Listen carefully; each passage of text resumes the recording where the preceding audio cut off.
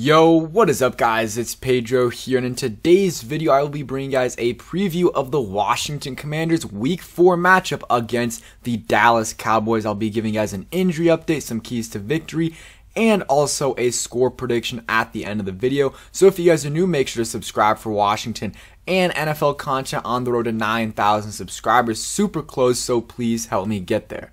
Alright, so let's start off with the injury report. Nothing crazy this week. So for the Commanders, Wes Schweitzer, the center for now, is out for this game, so that's unfortunate.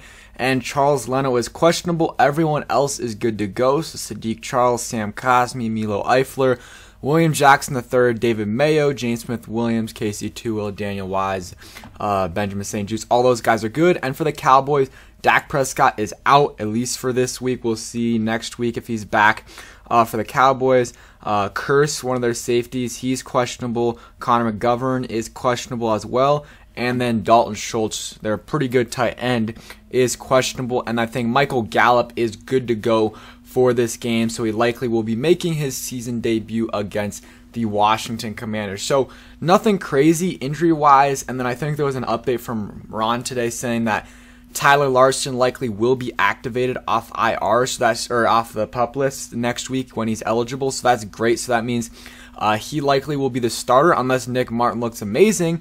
And then you can have, once Wes Schweitzer comes back, you can have him take the place of Trey Turner, who has been very, very underwhelming so far. So that's some good injury news, and we'll see next week if Chase Young and Brian Robinson come back. I think Brian Robinson has a higher chance of coming back. Maybe he'll come back week 5, if not week 6. And I think Chase Young might be a week or two after Brian Robinson comes back. But that's just my guess. But yeah, overall, somewhat healthy. And I'm interested also to see if they have Benjamin St-Juste as, starting on the outside. I doubt it. I think they'll still have William Jackson and Kendall Fuller.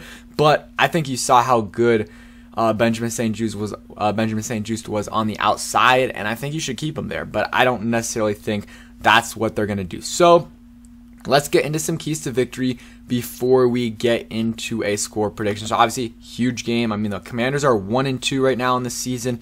They lose this game. A lot of people already lost a bunch of hope. But it's gonna be even worse at 1-3, playing the Tennessee Titans that next week. So this is a big game. Like, you just have to win. It's a big game for sure.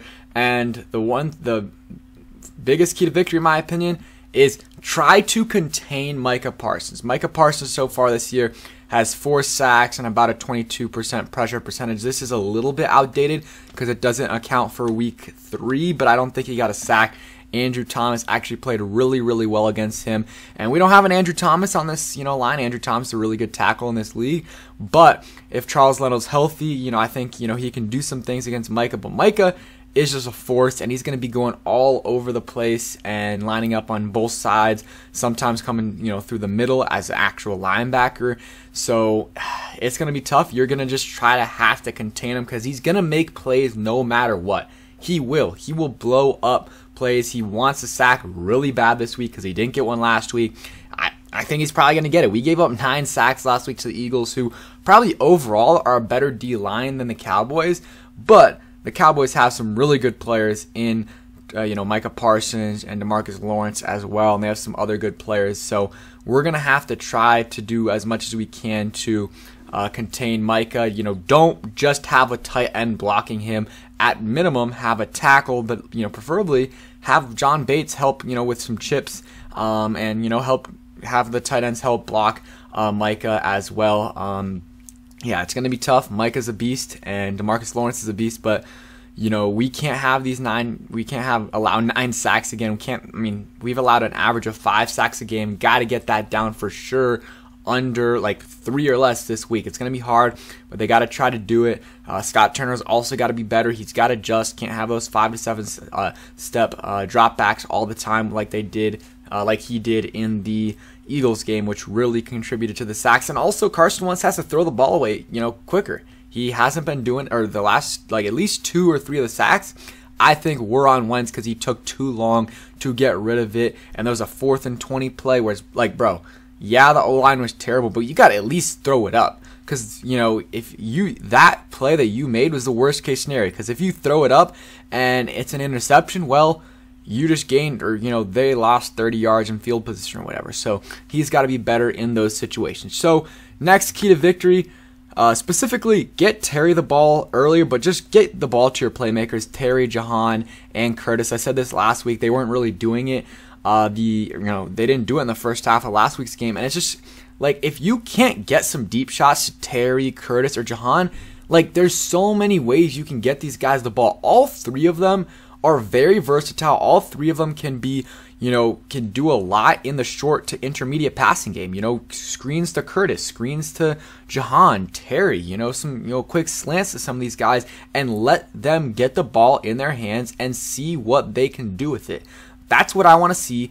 Give your playmakers the ball. I had this as a key to victory last week. They didn't do it, and the offense, scored 0 points in the first half and only 6 points in total, because 2 of the points were from the safety. So just, especially Terry, who almost the first halves have just been invisible because they're not targeting him, and they have to make an emphasis of actually targeting Terry McLaurin, your best player on offense, and then get the ball to Jahan and Curtis as well in those short yardage situations. So that's another key to victory I have right there. And another one, like, this seems obvious, but like with us, we haven't done it all this year basically. So we got to force turnovers on defense. I mean, 1 turnover through 3 games is pathetic. We're the only team to have just 1 takeaway through week 3, and that was in week 1. You're not going to win many games not forcing any turnovers. No interceptions, or 1 interception so far, no forced fumbles, no special teams turnovers as well. Like, that's got to be better. That has to be better. They're 29th in turnover differential. Like, you're not going to win a lot of games with those rankings. So they definitely have to improve in that regard. Like, get a strip sack, get an interception, whatever it is, at least 1 turnover this game to help out the offense, give the offense some good field position. And offense, also don't have too many turnovers. I think they had 1 last week. It was a fumble, and 1 is okay. Anything more than 1, though, that's where you really, really start to hurt your team. So that is definitely a key to victory I have for the Washington Commanders. And then the next one is, got to get off to a faster start on defense, on offense. I mean, against the Lions, it was, 22-0 at halftime? Something like that. Just absolutely pathetic. And then this past week, 24-0 at halftime. They scored 24 points in the second quarter. Like, the Ron Rivera teams are awful, at least since he's been here, in the first half. I mean, so many. There's a stat out there. I was trying to find it, but I couldn't. There's so many. Like, the amount of games that we go into halftime losing by 20 or more is like, it's an insane stat. And it's just like, you can't be down by 20. And a lot of times they come back to, a little bit. But when you're down 20-something to 0, or you're down 20 by 20 plus points at halftime, it's almost impossible to come back. Like, at least keep it to 10 or less.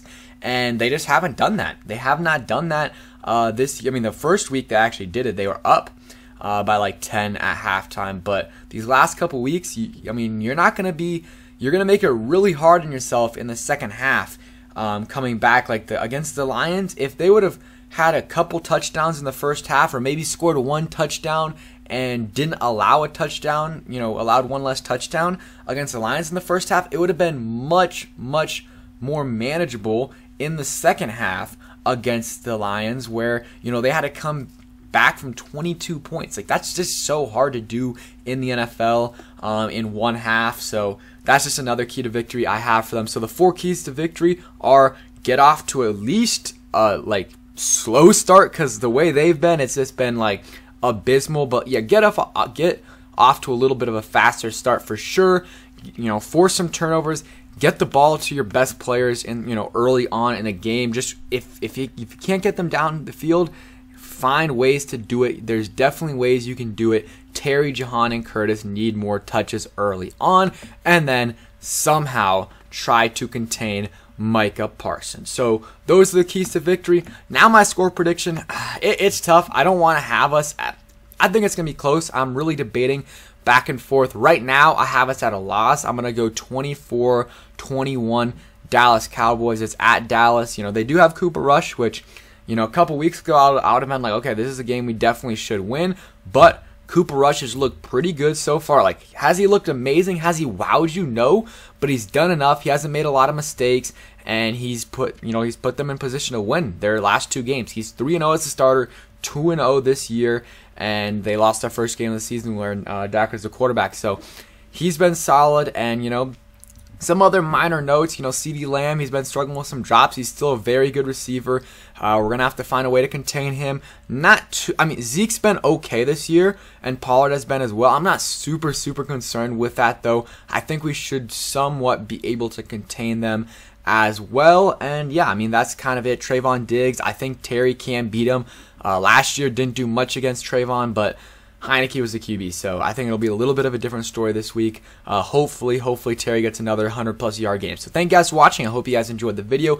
If you did, hit that like button, subscribe if you guys are new, and peace.